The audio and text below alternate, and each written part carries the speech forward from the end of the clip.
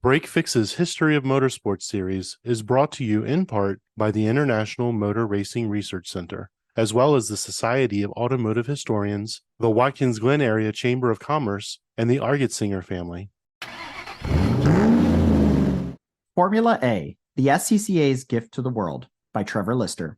Trevor holds degrees from the University of Canterbury in mechanical engineering and physics. On graduation, he joined the New Zealand Ministry of Transport, setting and administrating automotive safety standards. This includes standards and protocols for the use of gaseous fuels like CNG and LPG in motor vehicles. He served as the New Zealand delegate to the International Association for Natural Gas Vehicles. This led to consulting in Southeast Asia and South America. He has built and raced competition cars as well as served as safety scrutineer for Motorsport New Zealand and occasionally as clerk of the course for motorsport events. Now retired from active racing, he serves as editor for the newsletters for the Classic Motor Racing Club in New Zealand. In the late 1960s, New Zealand motor racing found itself in a bind. A few years earlier, the Tasman Formula had been written to keep the local fleet of older 2.5-liter ex-Formula 1 cars in play. But now the more modern Formula 2 and even a few of the national Formula 1600cc cars were embarrassing the older ones. Visiting cars from Europe were either bigger engined or new designs for the upcoming 3-liter Formula 1 with capacity-reduced engines, leaving Motorsport New Zealand with a dilemma.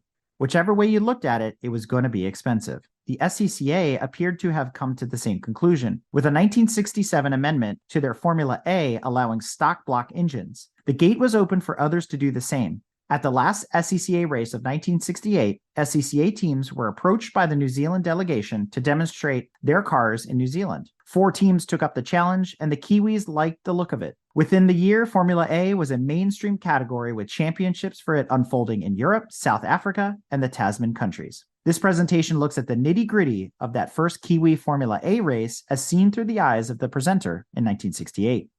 My name is Trevor Lister. I've been in and around motorsport for a long time.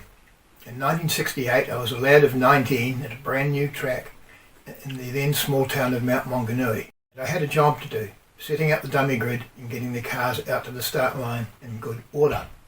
This on the occasion of New Zealand's first contact with Formula A, when a group of 4 SCCA race teams travelled to our track in late 1968 to showcase their cars.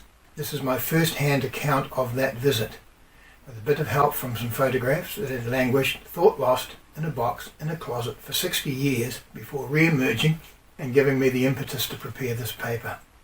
In 1967, the SCCA had amended the technical criteria for their single-seat racing formula cars, Formula A. It was now possible to use either a race engine with a maximum capacity of 3 litres or a 5-litre stock block. On the face of it, a small change, but one that changed New Zealand motorsport and then went on to change the world, one step at a time. New Zealand and Australia historically had invited Northern Hemisphere teams to come racing on the sunny south during the winter, along with the opportunity to sell their obsolescent cars to their southern cousins. This racing was on an ad hoc Formula Libre basis, a situation addressed by the Tasman Formula in 1964 that adopted the recently departed late 50s 2.5-litre Formula 1, a decision that kept the older local cars in play, but not for long. A scant 3 years on, and the 2.5s of the local fleet were being challenged by a new strain of 1600cc Formula 2 cars, along with even the best of our national Formula 1500cc cars challenging the bigger old ones. Change was in the air. Mount Maunganui was then, and still is, the dormitory village for the big city across the bay, doubled as a holiday resort town in summer and a mecca for surfers in most of the year. The local car club set out to capture a part of that market, firstly trying out an around-the-house race meeting in 1964, but finding that the local roads were not up to the job, and if a racetrack was to be built, it would have to be a new one on a standalone basis. The place was found and purpose-built track opened on December 1967, but over 1.5 miles of it, a long back straight, one leg with a sweeping return and a tight S-bend. On the face of it a power track, but in practice not necessarily so. On the twisty bits, the small cars made up most of what they lost on the straights. Racing was always close and tight, and the spectators loved it. This provided the local car club, being both the track builder and the race organiser, with a fortuitous captive audience for just this time of the year. and a newly built track to accommodate them. By late '68, the track had progressed from hosting local events through to national championship races and was ready to go international. And that first big summer crowd was in for a real treat. Come they did on the 28th of December 1968, 38,000 of them to crowd out the track in the new breed of race car. There is an adage that says that spectator sports need appeal and attendance to survive, and the new track did that in spades. The club aimed high. An approach was made to the SCCA and a deal made. 4 SCCA Formula A teams came to New Zealand in that December. A car club delegation had been present at the end of season SCCA race meeting at Laguna Seca in October 1968, and 4 teams had put their hands up to make the trip down under: Grable, Phillips, McMillan and Ramsey. The who and the how of this delegation is not stated. Seems to be a bit of a mystery. But these old eyes note that the end of season SCCA Formula A race on 13 October was a scant 1 day after the washed out 12 October Can-Am race. And there were plenty of Kiwis at Laguna Seca that weekend. So the club's delegation may have been enhanced, Denny Holman in particular having a close relationship with the club. However, it panned out getting these cars to New Zealand was a very tight schedule indeed. And essentially the visit itself was as much a demonstration as a race, and what a demonstration it was. A spectacle not to be missed, ask any of us that were there. The foundation cars for the existing Tasman series were essentially pre-61 2.5 litre ex-Formula 1 cars, and these had been standard fare for the past few years but were no longer competitive against the big engined ex-1.5 litre Formula 1 cars that were now turning up. These second generation Tasman cars were both effective and expensive. It was time for a change, but what to? Formula A provided the answer. Exciting and affordable cars you could make at home. And for the first year, the stock block Formula A cars and the 2.5 litre racing cars shared the same grids. The next year was even better. The stock block V8s had taken over, with nigh on 2/3 of the field being Formula A cars with a sprinkling of local builds and drivers from all over. By this time, Formula A was becoming worldwide and popping up everywhere. The first hybrid Tasman season fell to a big ex-Formula 2 Ferrari, but that was the last time that this happened. From then on it was Formula A all the way. 5 things had made that possible: the falling competitiveness of the existing domestic fleet, the unwillingness of the Tasman Series organisers to release signed-up drivers for non-championship events, the willingness of the SCCA teams to demonstrate their cars, and the very existence of the new track itself. A generous prize pool did not hurt. Reflecting the multi-usage nature of the venue, the car paddock doubled as a speedway for motorcycle and midget racing. Concerns were expressed that the Formula A cars would be so much quicker than the domestic cars that they would serve as a racing danger, a storm in a teapot, as the domestic fleet was quite capable of running with the new boys on the block. Grable, as the best of the A's, took a second or so off the lap record in practice, but the field behind was well mixed between domestics and the new boys. The whole of grid time split between the domestic Tasman Formula cars and the Formula A ones was in the order of 2 seconds, and Grable went on to take the race honours.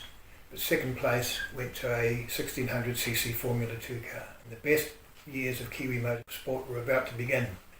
The following year, Grable and Phillips returned for another run at Bay Park, Grable with his wedge-bodied McLaren and Phillips to drive a local car. Add in Campbell's Force Greenie and Goth's Surtees, Simpson's Eagles and a lot of Aussies warming up for the Tasman Series races. Formula A was here to stay. And where did they go?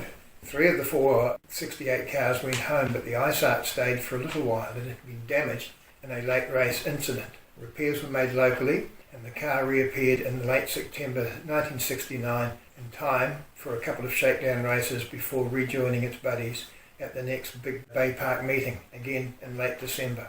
This time, Formula A cars from the United States, Australia, Europe and New Zealand, including the local builds, made up more than half of the entry list. Formula A was here to stay for a while, a good while. But all good things have got to come to an end, and that end, around 76 or so in New Zealand, was when the cycle of obsolescence and challenge and replacement clicked over one more time. By happy coincidence, the challenger this time was another SCCA offshoot, This time the Formula B morphed into an international arrangement called Formula Atlantic, and down under Formula Pacific. The siblings had pushed the old boys out of the nest. The 5,000 and the Pacifics could race together, but with a 6% handicap added into the Formula A's elapsed time at the end of a race. An undeserved indignity that the driver that won each and every race on the track that year was not in the end declared as the winner of the national championship. Formula A was marvellous. Us old fellows now stand around for the next nostalgia series of racing. We still say, well, so do the kids. Thank you, SCCA. Thank you very, very much.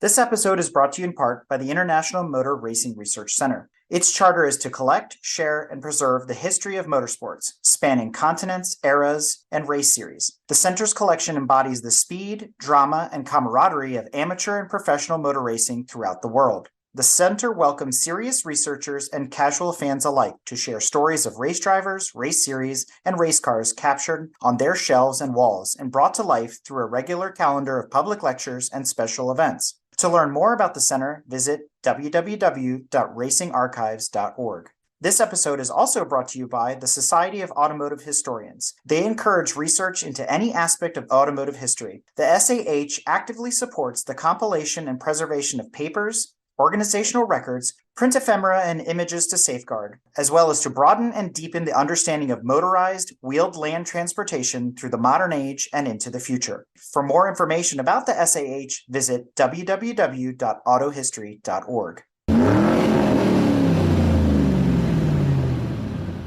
We hope you enjoyed another awesome episode of Break Fix Podcast, brought to you by Grand Touring Motorsports. If you'd like to be a guest on the show or get involved, be sure to follow us on all social media platforms at Grand Touring Motorsports. And if you'd like to learn more about the content of this episode, be sure to check out the follow-on article at gtmotorsports.org. We remain a commercial-free and no annual fees organization through our sponsors, but also through the generous support of our fans, families, and friends through Patreon.